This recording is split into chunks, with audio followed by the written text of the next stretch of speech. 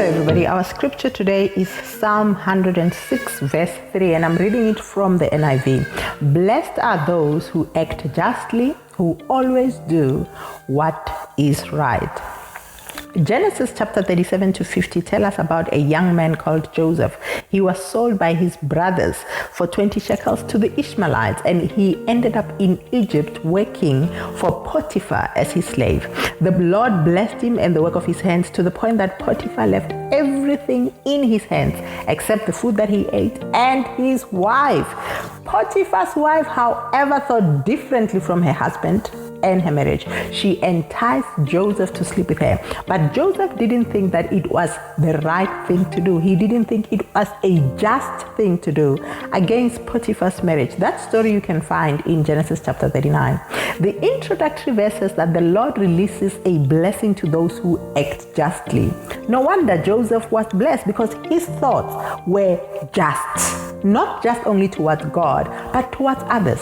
Having an affair with his boss's wife would not do justice to them. It will not do justice to their marriage. It will not do justice to the children. If there were children in that marriage, they would be affected by the whole thing.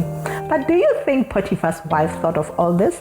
No, she didn't. She only wanted to satisfy her fleshly desires, and it did not matter who got hurt in the way.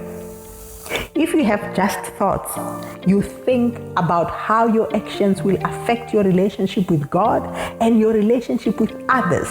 You think about how your actions will affect your witness about God. Imagine if Joseph would have agreed to have an affair with Potiphar's wife. He would be saying, his action would be saying to Potiphar's wife, I really don't care about what God says. I really am okay with disobeying God. Do you see that? I really don't care about what my action do towards God's kingdom, because they knew that he was a Hebrew. They knew that he came from the nation that had a covenant with God. So for him to say no, he was not just saying no only for himself. He was saying no for God and his kingdom. He did not want to do injustice to God's kingdom.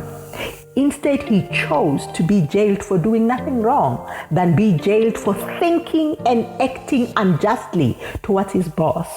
His actions showed that he not only respected Potiphar as his employer, but he respected everything that had to do with him, and he respected Potiphar as a human being. Today, do not miss out on God's blessing.